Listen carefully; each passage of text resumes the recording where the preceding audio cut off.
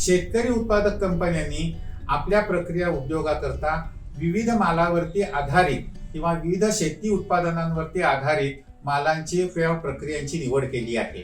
विदर्भातील चंद्रपूर जिल्ह्यातील वरोडा येथील कांचनी फार्मा प्रोड्युसर कंपनीने आपल्या उत्पादक शेतकऱ्यांच्या करता, कापूस उत्पादक शेतकऱ्यांच्या करता कापसाचं जिनिंग आणि प्रेसिंग याच्या करता 6 कोटी रुपये खर्च करून एका प्रकल्पाची उभारणी केली आहे।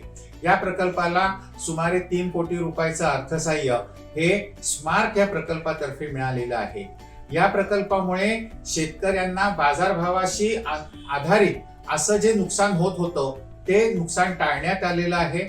तसंच शेतकऱ्यांचा वाहतूक खर्च हा कमी करण्यात आलेला आहे आणि यामुळे या उत्पादक शेतकऱ्यांचा बऱ्यापैकी फायदा झालेला आहे आणि आता शेतकरी कंपनी ही 3ऱ्या-4थ्या वर्षामध्येही अधिक प्रभावीपणाने कार्य करत आहे।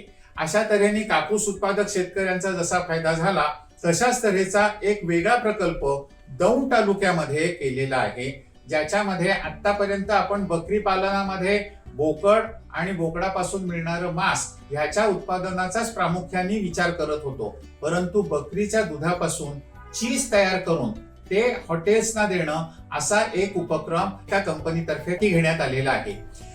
यामध्ये युरोपामध्ये ज्याप्रमाणे गाईच्या दुधाच्या चीज पेक्षा बकरीच्या दुधाच्या चीजला जास्त प्राधान्य असतं, तशाच प्रकारची चव बदल किंवा तशाच प्रकारचा माल हा भारतातल्या रेस्टॉरंटमधून देण्यात येण्याकरता ह्याचा खूप उपयोग होऊ शकेल।